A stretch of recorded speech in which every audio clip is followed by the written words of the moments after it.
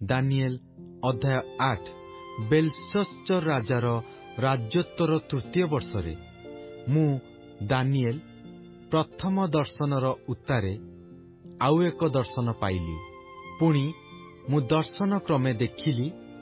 ମୁଁ ଦେଖୁ ଦେଖୁ ଦେଖିଲି ଯେ ମୁଁ ଏଲମ୍ ପ୍ରଦେଶସ୍ଥ ଶୂସନ ରାଜଗୃହରେ ଅଛି। ଆଉ ଦର୍ଶନ କ୍ରମେ ମୁଁ ଦେଖିଲି ଯେ ମୁଁ ଉଳୟ ନଦୀ ନିକଟରେ ଅଛି। ତହିଁରେ ମୁଁ ଚକ୍ଷୁ ମେଲି ଦେଖିଲି ଯେ, ଦେଖ, ନଦୀ ସମ୍ମୁଖରେ ଏକ ମେଷ ଠିଆ ହୋଇଅଛି। ତାହାର 2 ଶୃଙ୍ଗ ଓ ସେହି 2 ଶୃଙ୍ଗ ଉଚ୍ଚ, ମାତ୍ର ଏକ ଶୃଙ୍ଗ ଅନ୍ୟ ଅପେକ୍ଷା ଉଚ୍ଚ, ଓ ଯାହା ଉଚ୍ଚ ତାହା ପଶ୍ଚାତ୍ ଉତ୍ପନ୍ନ ହେଲା। ମୁଁ ସେହି ମେଷକୁ ପଶ୍ଚିମ, ଉତ୍ତର ଓ ଦକ୍ଷିଣ ଦିଗକୁ ପେଲି ମାଡ଼ିବାର ଦେଖିଲି। ଆଉ କୌଣସି ପଶୁ ତାହା ସମ୍ମୁଖରେ ଠିଆ ହୋଇପାରିଲେ ନାହିଁ, କିମ୍ବା ତାହାର ହସ୍ତରୁ ଉଦ୍ଧାର କରିବାକୁ କେହି ନଥିଲା। ମାତ୍ର ସେ ସ୍ୱେଚ୍ଛାମତ କର୍ମ କରି ଆପଣାର ବଡ଼ାଇ ପ୍ରକାଶ କଲା। ପୁଣି ମୁଁ ଏ ବିଷୟ ବିବେଚନା କରୁ କରୁ ଦେଖିଲି ଯେ, ଦେଖ, ଏକ ଛାଗ ପଶ୍ଚିମ ଦିଗରୁ ସମୁଦାୟ ପୃଥିବୀ ପାର ହୋଇ ଆସିଲା। ଆଉ ସେ ଭୂମି ସ୍ପର୍ଶ କଲା ନାହିଁ। ଆଉ ସେହି ଛାଗର 2 ଚକ୍ଷୁ ମଧ୍ୟରେ ଗୋଟିଏ ବିଲକ୍ଷଣ ଶୃଙ୍ଗ ଥିଲା। ଆଉ ମୁଁ ଯେଉଁ 2 ଶୃଙ୍ଗ ବିଶିଷ୍ଟ ମେଷକୁ ନଦୀ ସମ୍ମୁଖରେ ଠିଆ ହେବାର ଦେଖିଲି, ତାହା ଆଡ଼କୁ ସେ ଆସି ଆପଣା ବଳର ପ୍ରଚଣ୍ଡତାରେ ତାହା ଉପରକୁ ଧାଇଁଲା। ପୁଣି ମୁଁ ଦେଖିଲି ଯେ ସେ ସେହି ମେଷ ନିକଟକୁ ଆସିଲା ଓ ତାହା ଉପରେ ପ୍ରଚଣ୍ଡ କ୍ରୋଧରେ ଉତ୍ତେଜିତ ହୋଇ ସେହି ମେଷକୁ ଆଘାତ କଲା ଓ ତାହାର 2 ଶୃଙ୍ଗ ଭାଙ୍ଗି ପକାଇଲା। ଓ ତାହା ସମ୍ମୁଖରେ ଠିଆ ହେବା ପାଇଁ ସେହି ମେଷର ଆଉ ଶକ୍ତି ରହିଲା ନାହିଁ। ମାତ୍ର ସେ ଛାଗ ତାହାକୁ ଭୂମିରେ ପକାଇ ପଦରେ ଦଳିଲା। ଆଉ ତାହାର ହସ୍ତରୁ ସେହି ମେଷକୁ ଉଦ୍ଧାର କରିବା ପାଇଁ କେହି ନଥିଲା। ଏ ଉତ୍ତାରେ ସେ ଛାଗ ଆପଣାର ଅତିଶୟ ବଡ଼ାଇ ପ୍ରକାଶ କଲା ଓ ସେ ବଳବାନ ଥିଲାବେଳେ ତାହାର ବୃହତ୍ ଶୃଙ୍ଗ ଭଗ୍ନ ହେଲା। ଆଉ ତହିଁର ପରିବର୍ତ୍ତରେ ଆକାଶର ଚତୁର୍ଦ୍ଦିଗ ଆଡ଼େ 4 ବିଲକ୍ଷଣ ଶୃଙ୍ଗ ଉତ୍ପନ୍ନ ହେଲା। ପୁଣି ସେହି ଶୃଙ୍ଗମାନର ଗୋଟିକର ମଧ୍ୟରୁ ଗୋଟିଏ କ୍ଷୁଦ୍ର ଶୃଙ୍ଗ ଉତ୍ପନ୍ନ ହୋଇ ଦକ୍ଷିଣ ଓ ପୂର୍ବ ରମ୍ୟ ଦେଶ ଆଡ଼େ ଅତିଶୟ ବୃଦ୍ଧି ପାଇଲା। ଆଉ ତାହା ଆକାଶମଣ୍ଡଳର ବାହିନୀ ପର୍ଯ୍ୟନ୍ତ ହିଁ ବୃଦ୍ଧି ପାଇଲା ଓ ସେହି ବାହିନୀ ଓ ତାରାଗଣର କେତେକଙ୍କୁ ଭୂମିରେ ପକାଇ ସେମାନଙ୍କୁ ପଦ ତଳେ ଦଳିଲା। ହଁ, ସେ ବାହିନୀ ଗଣର ଅଧିପତି ବିରୁଦ୍ଧରେ ଆପଣାର ବଡ଼ାଇ କରି ତାହାଙ୍କଠାରୁ ନିତ୍ୟ ହୋମାର୍ଥକ ବଳି ଅପହରଣ କଲା ଓ ତାହାଙ୍କ ଧର୍ମଧାମ ନିପାତିତ ହେଲା।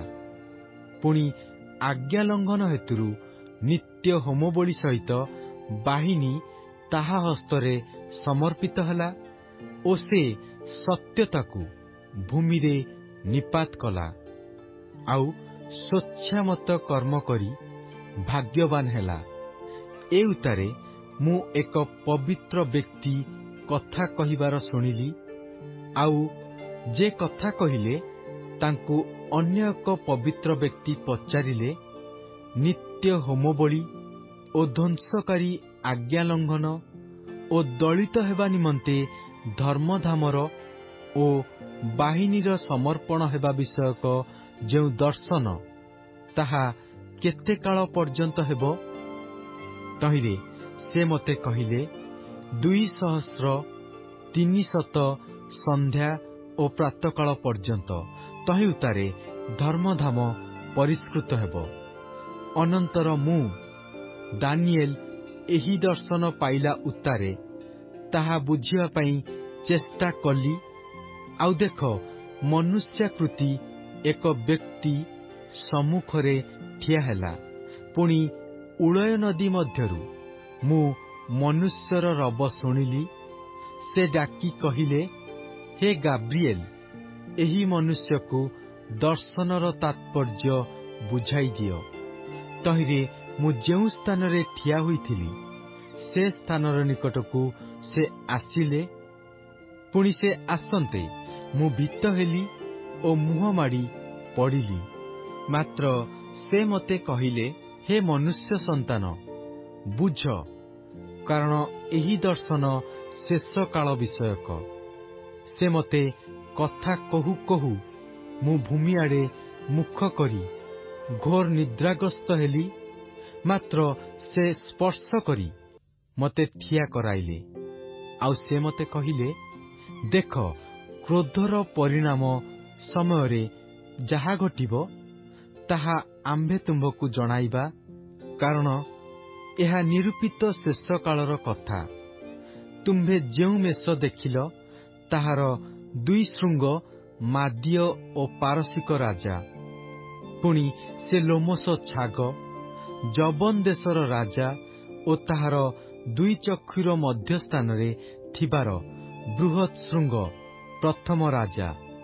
ଆଉ ଯେଉଁ ଶୃଙ୍ଗ ଭଗ୍ନ ହୋଇ ତହିଁର ସ୍ଥାନରେ ଯେ 4 ଶୃଙ୍ଗ ଉତ୍ପନ୍ନ ହେଲା, ଏଥିରେ ସେହି ଦେଶୀୟମାନଙ୍କ ମଧ୍ୟରୁ 4 ରାଜ୍ୟ ଉତ୍ପନ୍ନ ହେବାର ଜାଣିବ। ମାତ୍ର ପରାକ୍ରମରେ ତାହାର ତୁଲ୍ୟ ନହିବ।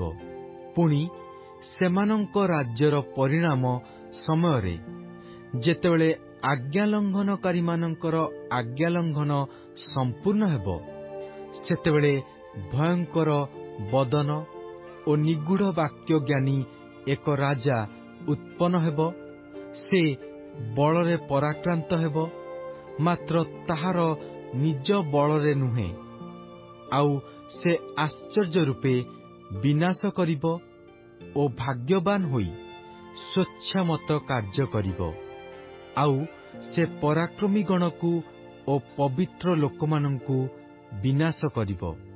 ପୁଣି ଆପଣା କୌଶଳ ଦ୍ୱାରା ତାହାର ହସ୍ତରେ ଛଳ ସଫଳ ହେବ ଓ ସେ ଆପଣା ଅନ୍ତଃକରଣରେ ଆତ୍ମବଡ଼ାଇ କରିବ ଓ ସେମାନଙ୍କ ନିରାପଦ କାଳରେ ଅନେକଙ୍କୁ ବିନାଶ କରିବ।